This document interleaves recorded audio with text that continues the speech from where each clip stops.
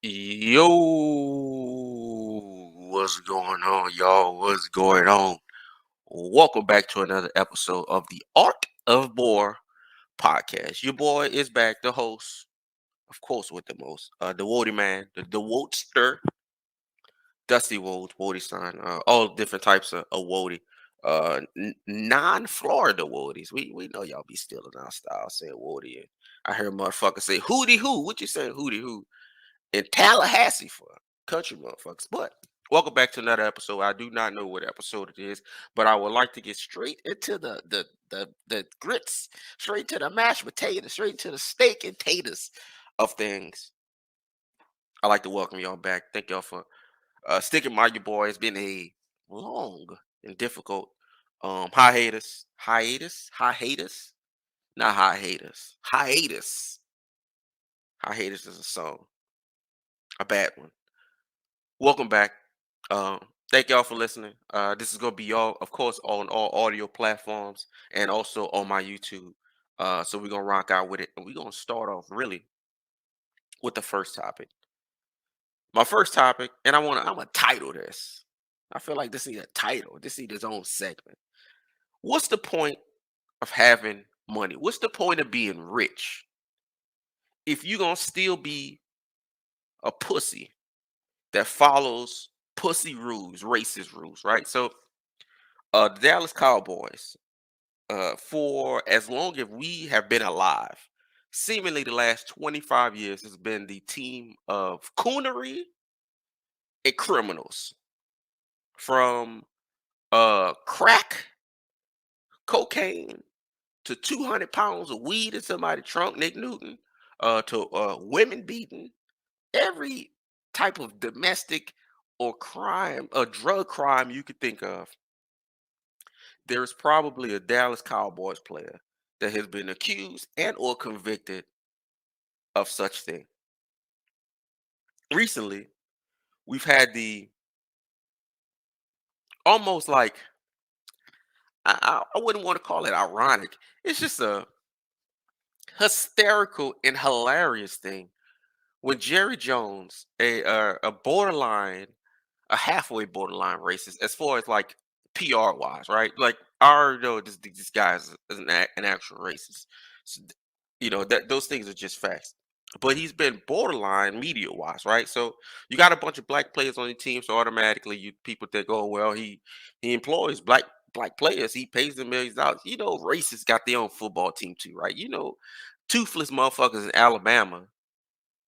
They like Alabama, right? That's their team, right? It's a bunch of niggas on the team, right? The racist favorite football player is probably on Alabama. It's probably a motherfucker like Derrick Henry, Bo Scarborough,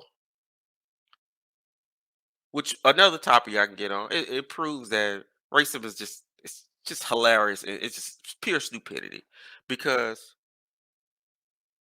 if you're a racist, especially in America, you definitely watch sports. If you're a racist anywhere in the world, you definitely watch sports. You probably watch soccer anywhere else. Here, you watch football and you watch basketball. So I know for a fact your favorite fucking basketball player right now ain't Tyler Hero. You may have Luka Doncic. But if y'all are playing for the Lakers, maybe your favorite player is Austin Reeves, but it's probably LeBron James, right? So that's just pointing out how stupid um racism is, stereotypical things, prejudice. It's just stupid. Because it just doesn't make sense step by step. Phonically, it doesn't make sense. Moving back to Jerry Jones. Now, Jerry Jones have had, as I said before, just a litany of coonery on their teams. And Micah Parsons Peterson's his name is Peterson today. I don't really I haven't confirmed if it's Parsons or Peterson. But Micah Peterson has been very, very outspoken and wrong on several different topics. He spoke on the Joe Biden thing. I'm not gonna say it, Joe, and he kind of attacked Joe Biden. I'm not gonna sit there and defend Joe Biden. That's just not gonna happen. He did a eulogy for a KKK member. Tell you, what do you think? What do you think Joe Biden is? If you're doing a eulogy, the eulogizer. I don't know what the name is. The eulogist. for a KKK member, right? So we're not going to defend him, Joe Biden. But Margaret Peterson has shown specific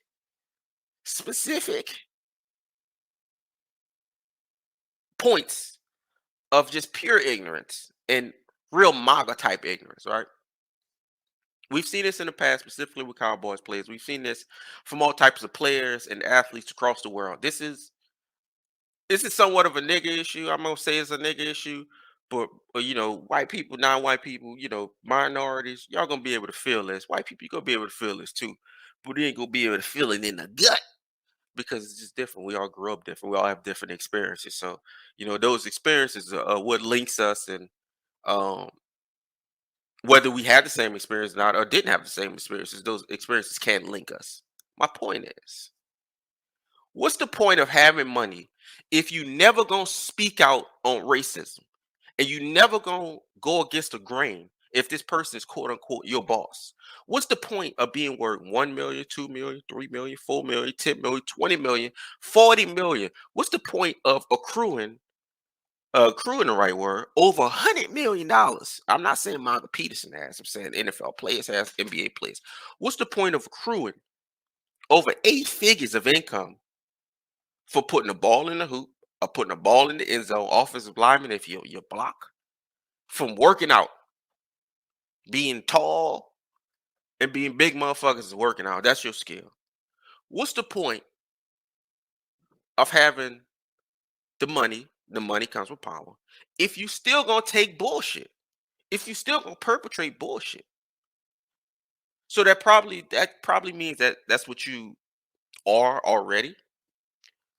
But it makes it very difficult for me to believe that a staff of a roster of like 55 players are all feeling the same, that the Jerry Jones photo or the things that Jerry Jones do or different, just but the Colin Kaepernick shit was the perfect time for millionaires to step up and be like, hey man, what the fuck are y'all doing? This dude is obviously has a thing. He's doing it. Leave him alone. He's good enough to be a quarterback. So don't act like he's not a quarterback. Of course, we've seen he was actually blackballed. He was paid off by the NFL to just pretty much just go away. There was a lot of people in the media in general saying, "Oh, he's just not good enough to be a starting quarterback or backup quarterback." But we're watching fucking Joe Flacco take the field. We're watching Mitchell Trubisky start like 6, 7 games. We're watching fucking Kenny Pickett and all these niggas play. So okay, we get that. And I say this about actors, actresses. I'm thinking specifically sports, because they have a hierarchy as far as you have a boss, you have a manager, you have, well, not a manager, you have a coach, you have general managers, you have a president of the team, you have you have hierarchy, you have the owner of the team, and you work 10 and $12 million, and you're still a pussy. What's the point of having enough money to retire yourself and enough resources to where they can't retire you? Because of course there's investing, except there's a lot of different ways to make money when you already have money. There's a lot of different ways to do it. So to sit back and perpetrate the bullshit and to almost carry it on, I think it's very confusing. Um, and I don't know where it comes from because, as I said, this nigga specific, but people in any different communities, they've always, not always, they we've all kind of come across just racist as situations or interactions that really generally don't make sense. Like I've said before, a racist favorite player, a basketball player, it's LeBron or Jordan. It ain't fucking Larry Bird. A racist favorite football player. If a racist nigga is in Michigan, if you a white racist and you from Michigan, you a Detroit Lions fan, your favorite fucking football player, nigga, it ain't Jared Goff. It ain't Hawkinson. It ain't Matt Stafford. So that's why racism always pisses me off. Racist things always piss me off because it's not like you lit like if you in even if you stay in bumblefuck beer money Georgia, you watch football, you watch basketball. You from Georgia, you like the Hawks probably. You watch the Hawks maybe. Maybe you like the Lakers. Austin Reeves ain't your fucking favorite player. That's just not how it goes, right? These guys specifically, these Michael Peterson, these Michael Peterson's guys, any other guys like that. I I really would like in the comments. I'm gonna leave this on YouTube. What's the point? Like, is it just to be comfortable? Is it be like, you know what? I don't want them to take my money from me, or you know what? This situation is not big enough for me to want to, really tackle like that, really jump on top of it. Nobody's gonna have my back. Why? What's the point? What's the point of all of this? I'm like, I'm confusing myself. What's the point of all this? What's the point of you just making millions and millions of dollars and being and the only reason you're making millions of dollars is because you are in a popular spot. Bunch of people watch football, so you in turn get paid to play football.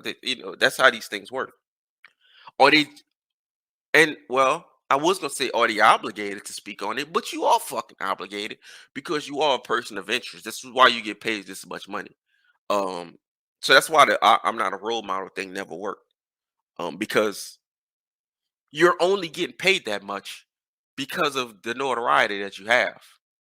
I mean, those things go hand in hand. Uh, Kevin fucking Durant could tell you how many great basketball players in the history that didn't make it to the actual NBA. But I'm generally confused on these things. I watched a lot of Malcolm X, and even in I think a speech in it wasn't even a speech, it was an interview in 1963. He spoke on specifically in the black community, but this has been a thing for all communities because even now, this type of grandstanding, I want to say, is more prevalent easily because of money, right? So there are some people who think, oh man, there's too much quote unquote gay stuff on TV. Why does this character need to be gay? We see it every time. Every time there's a new headline, every time there's a new character. Oh, why does he have to be gay? Like fucking being gay is something that was just invented 10 years ago. Alexander the Great, he likes some boys too. So this going back to like year 7. I forget what Alexander the Great was, but it had to be like year 3, year 17. It was a very long time ago, right? We get this thing called representation. And what representation means to Hollywood means dollars and cents, right? That's it's pretty obvious. Um, we see that we see like with Black Panther one, Black Panther 1 and 2. These are generally good movies. I'm not gonna say they're bad movies, but it's motherfuckers showing up in dashikis and like kente cloth. Like this is something different for a lot of people, and I think the fact that there are Hollywood producers or TV show hosts that use this, man, what do I want to call it? Because it's such a, I really don't want to downplay representation because it's something that's so important to a lot of people, man. Like a little kid seeing a black superhero, some kid that, like the guy, Namor, who plays Namor. I don't remember his full name. He played Namor, and I've seen an interview with him speaking about how important it is for children in Mexico to see someone Mexican that is his skin color on TV. So I don't want to downplay representation, but it's being monetized like it's being disgustingly monetized like most things is. And that's the sad part about America. We get this thing where it's generally everything is just run like a business. And I used to think that was a joke when I was a teenager. Hey, but it ain't. It ain't. Um I don't know. there are a lot of people going back to. I went off track a little bit. I want to talk about the Malcolm X thing. The Malcolm X, he spoke about the, and this was in the 1963, maybe 64, and he talked about the how bad it was for major black leaders at that time, and by leaders I mean assumed leaders, Hollywood leaders, whoever was the most popular niggas. Those people were crowned as the leaders of the actual community. And those people were all comedians, Bill Cosby, sports head Kareem Abdul-Jabbar, and not to go against Kareem Abdul-Jabbar's um, charitable donations and what he's done for the black community and just communities in general since for 50, 60 years now, 50 years. But those are the people that don't lead a community. Kareem Abdul-Jabbar is a very intelligent person. Kareem Abdul-Jabbar puts a ball in the fucking hoop. Bill Cosby, of course, we know what Bill Cosby has become. Well, what he always was, but we see it now. What he actually is. He was one of the most prominent black people in the 60s, 70s, this the entire time, and he was a monster, literally and figuratively. He's a fucking monster. He's somebody that probably should fall down a well. We see it today. Rappers. Um, NBA YoungBoy was. This is fact. You can Google NBA YoungBoy. His most recent release from prison to put him on house arrest. Besides playing millions and millions of dollars in bail and court fees to actually get out, the main contingent on him getting out was his influence to young kids and to the community. They made him, and of course he's lied at this point. So that means the next time he locked up, they're gonna actually lock his ass up. The major the major thing that got him out was that he told the judge, he told to the judge basically that he would not influence younger kids in the bad way that he has been for the last couple years. Again, he's a kid himself. He's like 22, 23. But he has a tremendous amount of influence on a lot of young people, a lot of them, millions and millions of them. And that just so happens at this point to cross a lot of races. It ain't just the nigga kids, it's everybody kids. That being a part, just like T.I. 20 years ago, one of the major things that got T.I. out of jail, besides snitching, was the community service thing, the 1-800 crime, the crime dog shit, whatever he was doing, because of his influence over a community and a city. Clifford Harris is a stupid motherfucker in general. He's not a small guy. So for him to be held up to such a high standard because of his quote unquote influence, it's pretty crazy if you think about it. He's a stupid motherfucker. He's an ignorant motherfucker.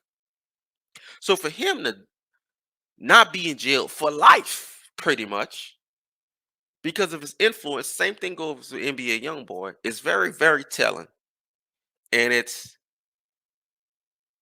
disgusting, but it's kind of just how things go, right? Malcolm X, he spoke about how maybe the community leaders, which has never happened, and quite frankly will never happen. Maybe if there was a couple fucking doctors and a couple lawyers, and I don't mean this as far as, and I do mean this specifically about black people, but I mean this about the whole fucking country, because we have Kanye West being a fucking asshole, a piece of shit, a dickhead, but people still can't unlash themselves from it. I generally, I honestly, and I just don't get it. This is from 2015. The MAGA shit, the Trump shit. It's 7 years strong now. And even now, the last year, This nigga's a he's praising Hitler. What I don't get it. And his influence, for whatever reason, he has made good music in 4 years, 5 years. Matter of fact, it's been 7 years, 8 years. But his influence over American culture is stuck. It's stuck. And everybody's just kind of watching. So there are a lot of people, a lot of just athletes, business people, entrepreneurs, whoever, with a lot of money and a lot of fuck you money and a lot of money. What they don't even need people. Like you don't even. I don't even motherfucker. They don't need anybody else to continue to thrive. A regular motherfucker lose their job, you got to go find another one, or you gonna be living on the street. These people don't have to deal with that pressure. They don't have to deal with that. So I would think at that point in your life of being that comfortable as far as you're living, that you would be the ones to speak up at least a little bit with racism, with bigotry, and any forms of factors like that. It's really confusing to me. I've seen people like Micah Peterson say a lot of stupid ass shit. This guy from the Cowboys. I've seen a lot of athletes in general say a lot of stupid ass shit. I remember the shit from Riley Cooper when nobody did nothing.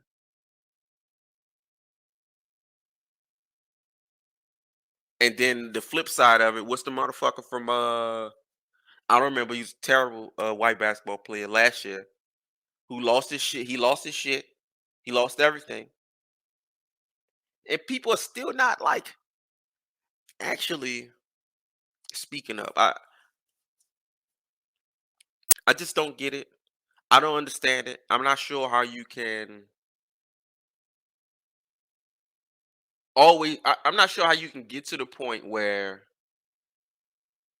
you won't be affected, but you still won't speak up. Is it because it doesn't directly affect you, which is the case for some people, or case for a lot of people actually, or are you just a pussy? I could have run a little long here, um, but I don't care. I just think when Jerry Jones pops up in 1957 in a crowd of nigger haters, when some niggas just want to go to school with better books, cleaner classrooms, because none of that was provided for niggas. It's still not provided for niggas 60 years later. And him being out there, which is just incredible. Jesus Christ. It's just incredible. Incredible how long it took for this to come out too. And nobody speaks for nothing. Nobody says nothing because he signed your check. Well, Michael Peterson, I'm pretty sure there's 30 other fucking teams that will sign your check too. And that goes for the entire Cowboys organization. Ezekiel, him and Dak cooned it up with the kneeling thing. There's only two players that even spoke up at all to back Kaepernick at all. And the league is about 90%, 98% niggas, and nobody spoke up. And it's still that same way. So I just have a general question: Is what is the point of assuming money and power if you won't use it to at least shield, to put kind of just protect people who can't do it themselves? What's the fucking point? If you say, "Hey, man, I just want to get my money and get out the way," I still think you're a coward, but I would understand that because you're straight out about it. If you say, "Hey, man, I'm just not, I'm not educated, I'm not strong enough to, not strong enough, but I'm just not, I can't talk it up like that. It's just not my position." I understand that too. But to be guys that generally back it up while trying to maintain your identity within your own community, I think that's foolish. Um, and yeah, I went on a little bit of a rant here, but we're gonna clean it up. And I just think a lot of these guys are cowards. I think a lot of these guys are pussies. Um, and I think it's real sad. And I think we are always gonna be at this point. The gunning thing kind of proves everything. People talk about. We're gonna move on a little bit. People talk about code or street code. There is no street code. There's never been any codes. There's never been any type of rule set. And probably off my previous topic, these things probably blend together because there's goalposts moved whenever it's kind of convenient for people. People forget about certain things when it's certain people that they like. Oh well, this person. Oh, Gunner. Oh, he's just a rapper, he's a street guy. Well, why? It doesn't matter if he took a plea deal. Yeah, a plea deal confirming that you are actually that there's a difference between a label and a gang. When the entire defense of Young Thug and his lawyers, and Young Thug, who has been seen as the fucking leader of the gang, their entire defense is it's not a label, it's not a gang, it's a label. You just confirm that it's both.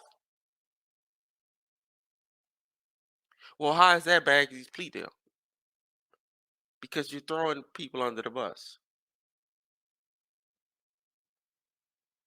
Again, these things still may kind of be mixed in, but again, this whole rap thing, this whole influence with rappers, I kind of don't get it. Again, Gunna was mostly let out 5 years, uh, 5 years suspended sentence served. He's in jail less than a year. He's in jail 8 months, 10 months, 5 years suspended served for RICO charges. Ti, we remember, bro. I remember Ti had grenade launchers and guns with silencers that he bought from an undercover federal agent and didn't spend a fucking day in jail and was already a three-time felon. This guy was freed because he has influence over the community. How weak, how brittle is specifically the black community? How fucking weak is it? If NBA YoungBoy and Clifford Harris have such a tight grip over it that the fucking federal government, like, you know what, yeah, just do some Crime Stoppers. We'll let y'all out. What the fuck is going on? What the fuck is going on here in general? This is all very hilarious to me. Take a sip of water. Let's move on. Getting a little heated here. I want to move on next to the b-ball, the football, not the foosball, the b-ball, right? In my latest YouTube video, well, my latest basketball YouTube video, I spoke about the emergence of Bol Bol. I don't remember this name, first name or last name. I think his name is just gonna be Bol Bol. I think his whole name is Bol Bol. It's like Milli Vanilli. It's just Bol Bol. To me, Bol Bol so far this year has been a very young early season. Has been a proven starter. He's 7'3". He's handles. He's slick. He can shoot. Obviously, at finishing at the rim, he's 7'3", but he has incredible touch. We already see it at an NBA level that a guy this tall that can move like this with handles like this, Euro stepping and everything else doesn't seem doesn't seem like he can be guarded.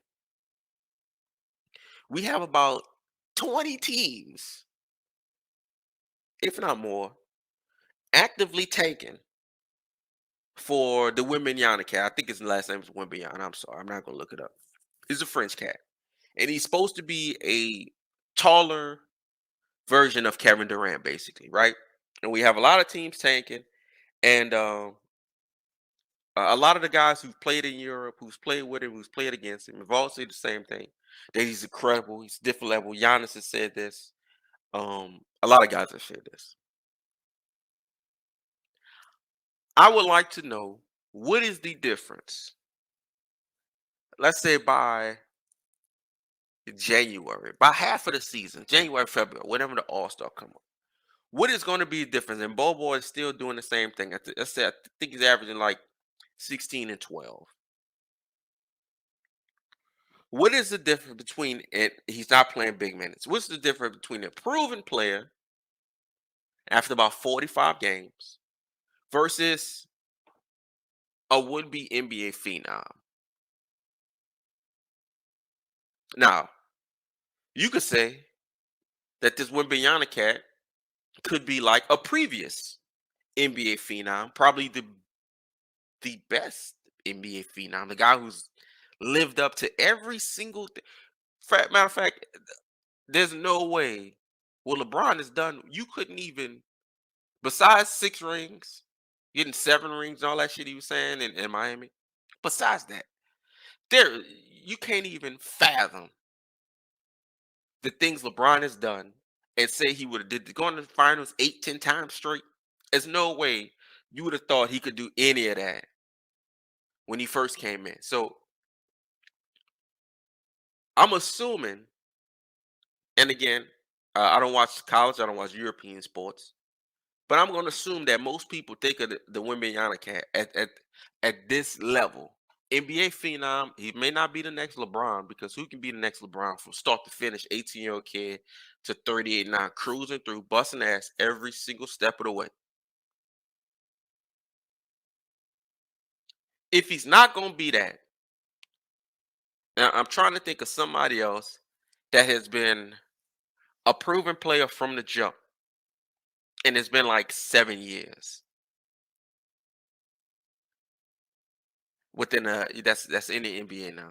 Because most of the cats, the best people, the best, if you name the top 10, most of them are already veterans. You'll see like Ja Morant, Luka Doncic, um, a couple other ones in there, but those are 3, 4 year players. Everybody else is pretty much a 7, 8 plus year player. I'm trying to think of well, Steph kind of outlived a lot of. Steph was picked high, of course, and he was passed up by Minnesota. Thank God, twice. Jesus Christ. I don't know how you can have a draft for Steph Curry and have 2 picks and not pick him up either one. And the 2 players that you drafted, those players wasn't even on your team. They damn sure ain't on the team now. And they wasn't on the team. One of them wasn't on the team after like 3 years. Very confused. Minnesota. Minnesota is the worst. I used to think it was Sacramento, but at least Sacramento. No, Sacramento is asked to. Well, this is gonna need a we're gonna need a poll for this. Is Minnesota and Sacramento, at least Sacramento 20 years ago, they had a run where yeah, they got fucked by the NBA and by the Los Angeles Lakers. The NBA really fucked the Sacramento Kings over. Never got any type of what's the word? We never got any closure for that. They just got fucked, and most people are Laker fans, so we all kind of moved on.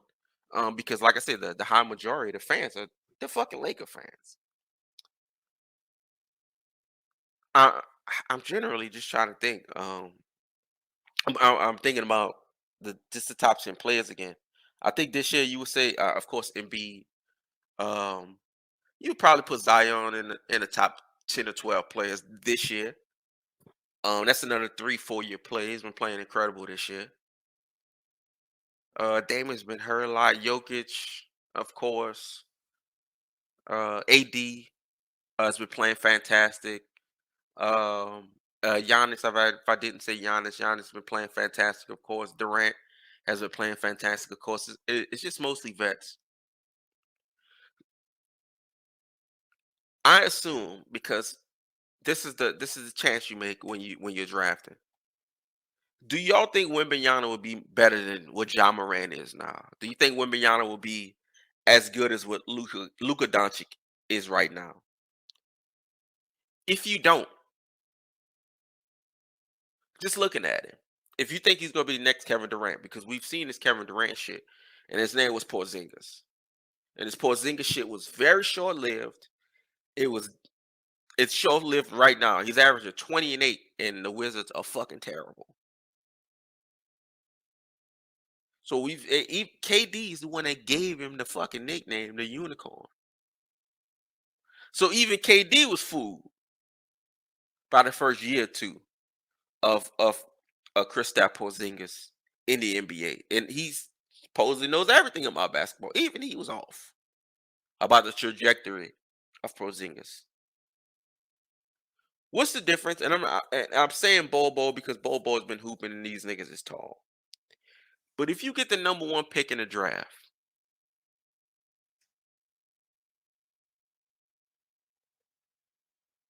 why would you just trade this motherfucker for proven players? What team? I'm trying to think of a team that's halfway trash but halfway good, and and they have they have a good player or a really good player and maybe two role players or maybe two good players or maybe three good role players. Whereas you would trade them for the first round pick. Let's say, for instance, the Rockets. Would you take would the Rockets would the Rockets trade Jalen Green and Jabari for the number one pick? Do you think they would? Do you think Memphis would trade? I don't want to say Ja Morant because I think he's too good to be in this type of conversation. I'm trying to think of another young player, maybe like Desmond Bain and two other players for Wembanyama. Maybe they would. But to me, there's just a distinct difference between a guy that's already proven himself NBA and a would be phenom because we have number one draft picks every year. How many of those number one draft picks? Let me look it up. How many of these number one draft picks or even around? We can go back fucking 15 years. Let's try to do that. Number one NBA draft picks. Let's go look it up. We're gonna go back to maybe 10 years, right? See if these people is any good, right? So Paulo Banchero so far this year has been nice. Kay Cunningham, season in the injury, he's been nice. But he still plays for Detroit. Anthony Edwards, number one pick, he's been nice, but he's a number one pick. And Minnesota hasn't been very good. Again, they just made maybe the worst trade in NBA history. Zion Williamson, he's a player that I would put again in my top 10, top 12. But this is his fourth year, and he's played 100 games. Again, this is his fourth year, and he just hit 100 games played. Okay, that was 2019. Before him, Aiton, before him, 2018, DeAndre Ayton. Ayton is not a number one pick. Markel Fultz is not a number one pick. Ben Simmons is not a number one pick. Karl Anthony Towns, he's a number one pick. Andrew Wiggins is not a number one pick. Anthony Bennett is not a number one pick. Anthony Davis is a number one pick. Kyrie Irving, and actually I might go back with Anthony Davis too. Uh, for what they were presented in college, obviously they're number one picks. Kyrie Irving don't even make the playoffs with if LeBron ain't on the team. Pretty much them years in Cleveland, niggas is winning 18 games, 17 games, 22 games. Trash. He's no Giannis. And by your not no Giannis, what I mean is these guys draft these number one picks, hoping for them to be the next super duper star. The last super duper star that could actually carry a team was LeBron. That was 2003. So we haven't had a guy. Dwight Howard was 2004. We can put Dwight Howard in there because he carried a team to the finals. Andrew Bogut was not that. Bargnani wasn't that. Greg Oden, we seen wasn't that. Derrick Rose, I would say Derrick Rose prime years is we'll keep him now because they got far. Blake Griffin wasn't that. John Wall wasn't that. This is going back to Blake Griffin going back to 2009. So we haven't had a guy in 2009 that single-handedly changes his teams and gives them a trajectory of the second or third round in the playoffs single-handedly. Number one, at least. We've had other guys come in that can do that. John Morant can do that, of course, and he has a very good role playing team. Luka Doncic, he do that, but he wasn't number one. He wasn't number one. What the fuck? What fucking year did Luka come in? Phoenix got Aiton, yeah. Never mind. And then the Hawks, yeah. And Sacramento got Bagley. Oh my god. Oh my Jesus. They're awful. Again, Sacramento just drops the ball. We're gonna make a 2 hour episode on Sacramento and Minnesota because they are just god awful. My point to this entire segment is what's the point of tanking if you're not gonna find the next LeBron anyway? You're not gonna find the next guy that can single-handedly drag the team to the second round of playoffs. Because again, getting to the playoff, getting to the first round, and getting thumped. That's what Anthony Davis did in New Orleans. Going to the playoffs 4 out of like 9 years, getting thumped in the first round, 3 of them, get past the first round, 1 of them, and getting thumped in the second round. All by the same team, the Golden State Warriors, of course. And then he leaves, he gets with LeBron James, and then they win a championship. Do you just take a guess? Do you just continue to take a guess at this? I have a problem with the NBA draft, the NFL draft in general. I think it should be more like the MLB, where you just fucking sign these guys. Just bring them in. Just like sign who you want. Like these dudes should be forced. Baggins should have been forced to play with fucking Sacramento. All these players shouldn't be forced to play with Sacramento, Orlando, and Minnesota every year for the last 20. Because it doesn't matter who they bring in. And again, they have Colin Anthony Towns, which is the number one pick. And I'm gonna go back on that. Colin Anthony Towns, they made it to the playoff one time. So he's not even a number one pick. He shouldn't be worth the number one pick. Especially if you're fucking tanking for it. So again, my original question. If you have a top 3 pick in the NBA, is it not worth just trading for like 3 good veteran players? Or maybe you get somebody on the expiring and 2 good just I don't know, enough to fucking make the playoffs. Like, because starting from scratch obviously hasn't worked for many teams. For the Pacers, it's just not working. The Pacers, but they're a small market team, so for them it has to go like that. The Pacers draft well. The Pacers have not been able to find a superstar, and when they find something close to a star, they bolt. They had Paul George, he bolted. Now Paul George just seemed to be the motherfucker that bolt from anywhere. He bolted from OKC after just signing the deal. They had a whole concert and shit, and he bolted in the next off season. Why wouldn't you just be the? I'm really trying to think of a basketball team that just stays on top of it. Um, you want to say the Warriors? That's unfair. Even though the Warriors grew their team, they grew their young team. Uh, they got new coaching, and that's what really flipped everything from them. So I don't want to say the Warriors. Let me go look at the NBA standings real quick. I want to think of an NBA team that has stayed consistent, that has stayed in the playoffs, and they've done it, really without a superstar player. And I'm trying to think of that. I'm not.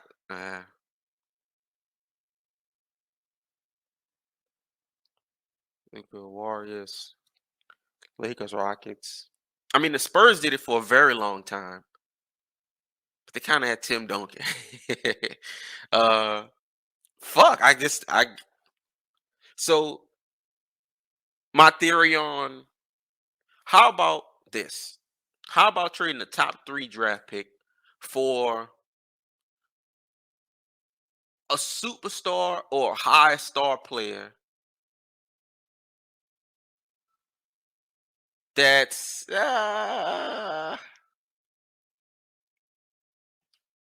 coming up on a maybe like because I was thinking like a Bradley Beal, but Bradley Beal is he's ass. He's faking. He's been playing injured all year. Um, and yeah, that's just not popping. I'm trying to think of somebody.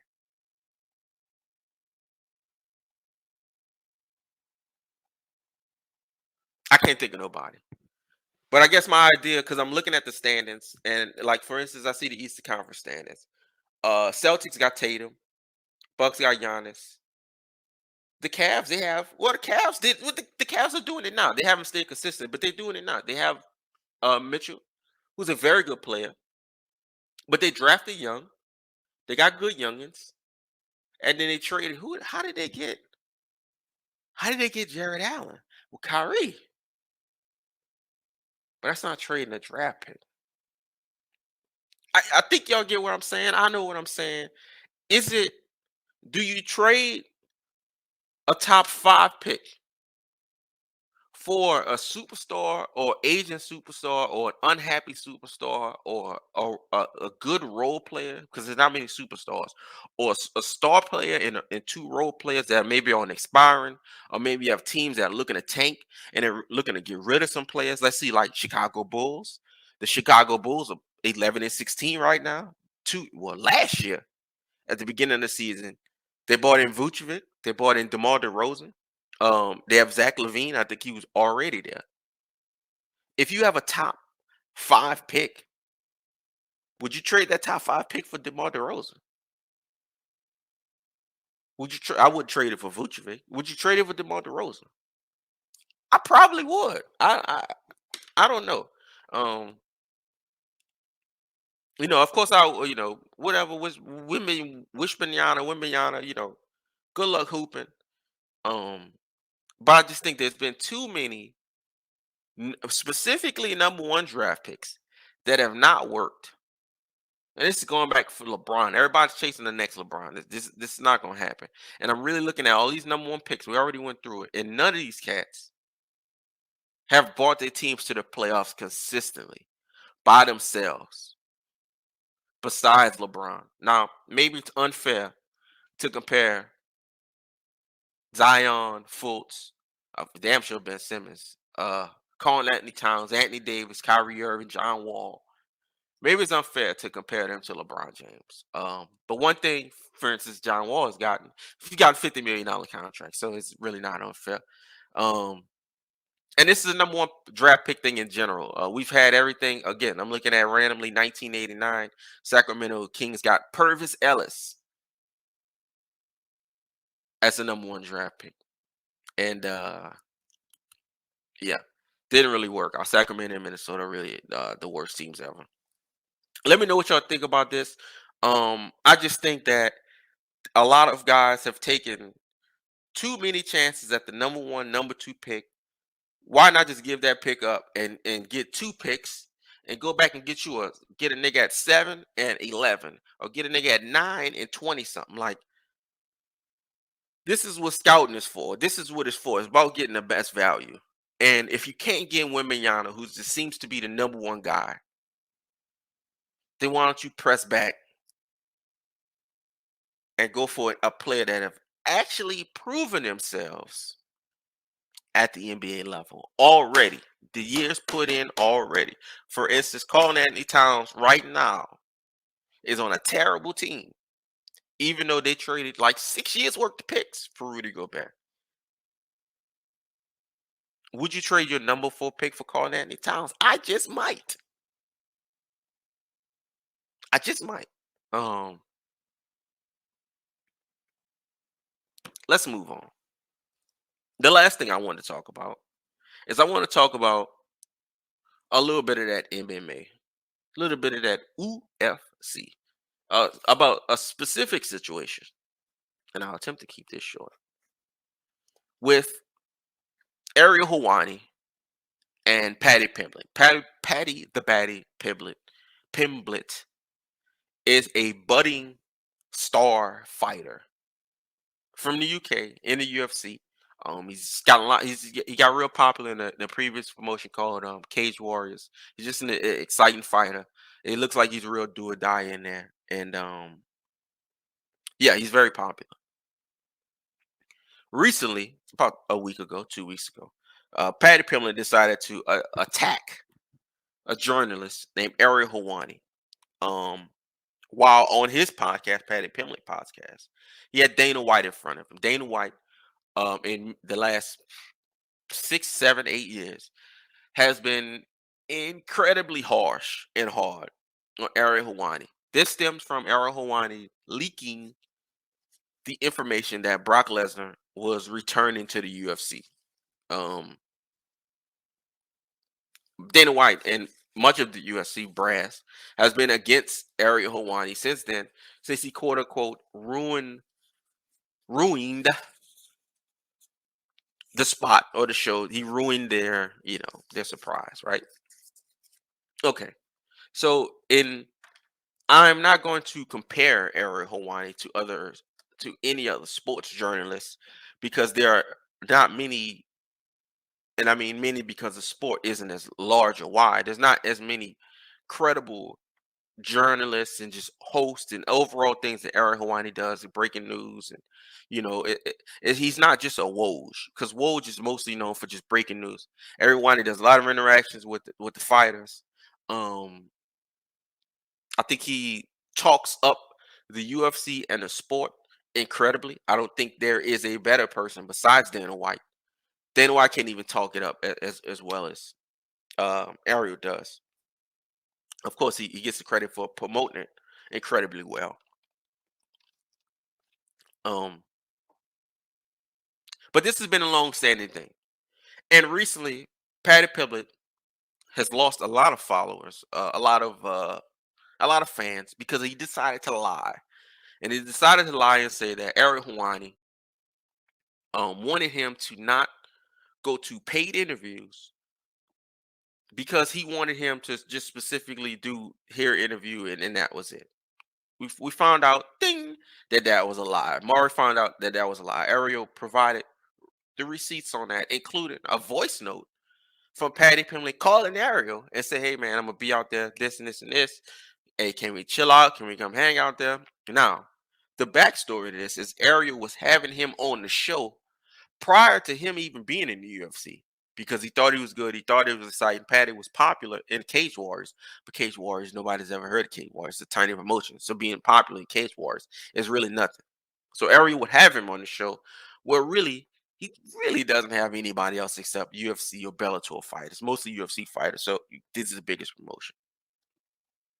So he provided facts that Patty was just lying, and it's very confusing why he was lying, and I just don't understand. But Ariel has destroyed Patty enough. I don't want to speak about that. What I would like to speak about is the MMA fighters, Dana White, and the MMA media in general. Right? Dana White.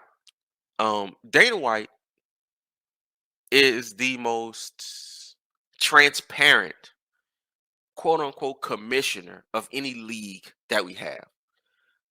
Adam Silver doesn't do press conferences as often as Dana White. Dana White does them fucking 2, 3 a week, talking about the business, talking about the fights, the numbers, etc. He's been very transparent. On in comparison to other leagues, I don't want to say he's telling all the business because he doesn't.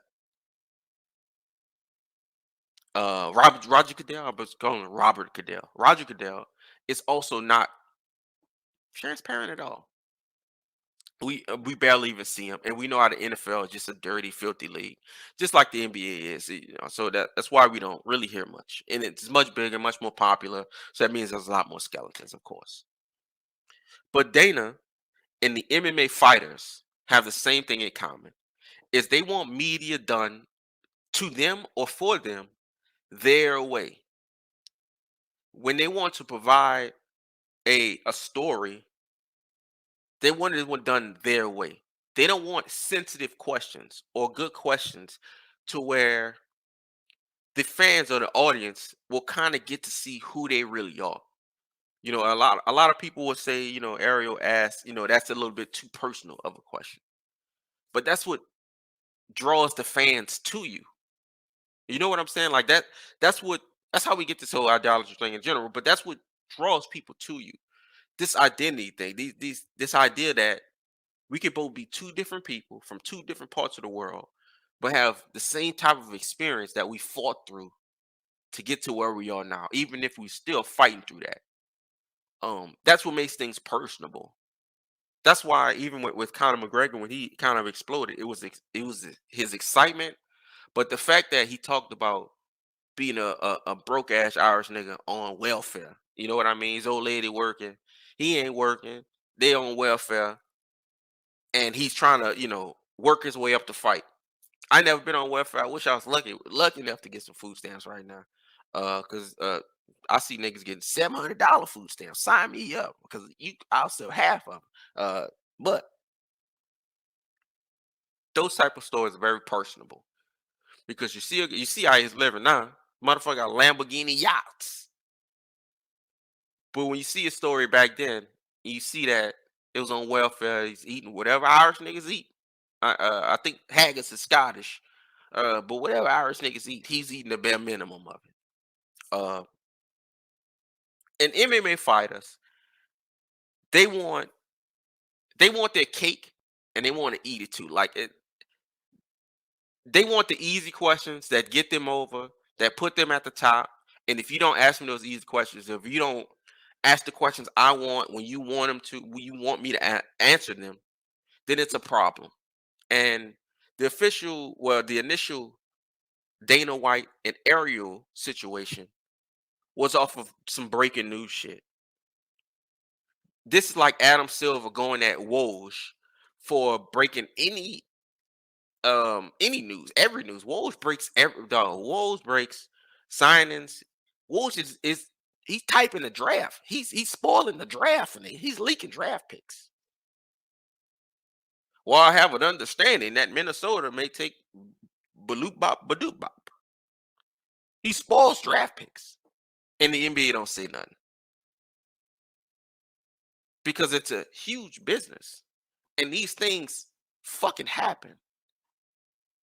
And it's not like we actually cared anyway that Brock Lesnar was coming back. Of course, we gonna watch it anyway. It don't matter how it was leaked. It could have been a napkin flying in the fucking wind. We were still gonna fuck with it. Ariel, as of recently, the last year or so, has finally been defending himself. He's defending himself verbally, um, against Brendan Schaub, a guy who's just pretty much has been lying on him. Say he was fired. Um, for several different things that would come out to be lies. Say that all of his Ariel's co-workers hated him, which all turned out to be lies. And Patty Pimblett tried to do the same thing. He tried to just blatantly lie on Ariel, and Ariel just wasn't having it. And my breakdown of this entire situation is that are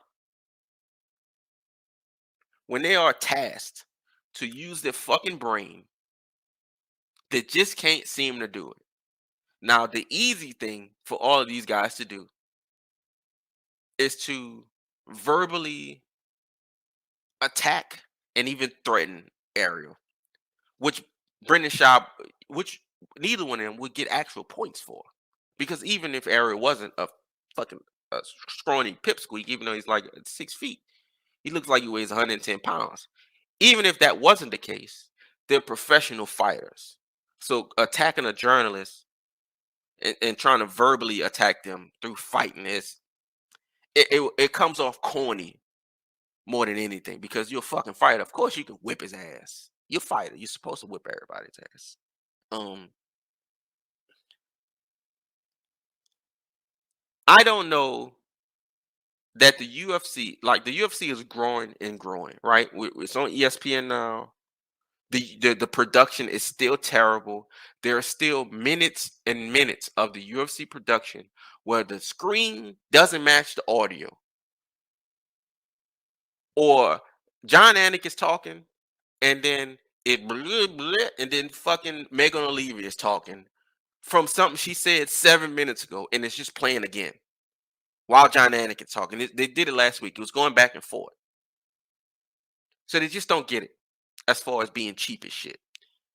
They still don't get it. And it's another thing Patty went after Ariel for in front of Dana White is that Ariel, why are you always talking about fighter pay? Are you going to pay us some more money? Why are you always stirring shit with fighter pay? The fucking boss is in front of you. The guy you paying you $20,000 to show and $20,000 to win. He's standing right in front of you. Imagine this, y'all. You were just a regular guy, just like me. And Dana White said, I give you 20,000 to go in that cage and fight a nigga. My answer is hell no. And 20 G sound nice to you, boy. Now imagine that you are a trained and popular fighter. And on the card you're going to be on, it is a proven fact that you are the most popular person on the card. And then after the fact, it was proven that the crowd reaction was by far louder for you than anybody else on the card, including the main event and the co-main event. Imagine attacking a person that said, hey, maybe you should pay this guy more money. And imagine attacking that person in front of the person that paid you the bullshit. And you say, hey man, if you want to pay me more money, why don't you give it to me? Instead of the guy who actually signs your fucking checks. That's how this is. That's how this is stupid as fuck. It's how ignorant all of this is. It's how dumb all of this is.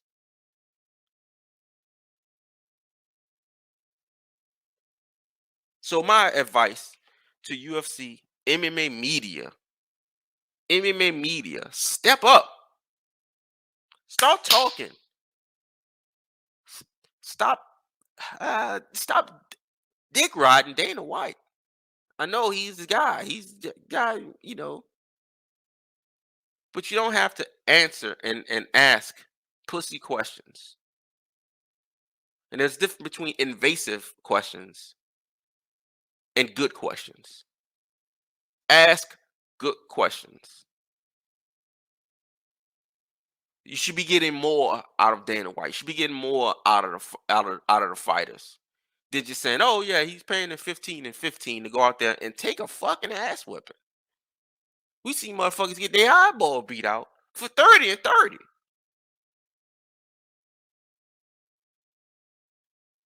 So the MMA fighters, the MMA media, to everybody in general, you need to step it up. You need to understand that this is a very large sport now, and that yeah, it can be invasive, but that comes with being a fucking superstar. You think Conor McGregor would ever walk down the street normally again? Hell no. That comes with being a superstar. You don't get to be a superstar and get to have every bit of your privacy. It doesn't work like that. It's never worked like that. That's how you become a superstar. When you're noticeable anywhere, you're going to either embrace it or find another way to make money, or just find another way to finagle your contract. Tell them to pay you more upfront. John Jones is recognizable in the streets by hardcore MMA fans and some other MMA fans. He's not a superstar. 20 motherfuckers. Well, I don't know about 20. I don't want to say that about John Jones. He's a recognizable guy. I'm trying to think of somebody that's not that recognizable. But you know what I mean. They come with each other, man. You can't have your cake. Well, you can't have your cake and eat it too. They want the cake and eat it too. Whatever the fucking phrase is supposed to be.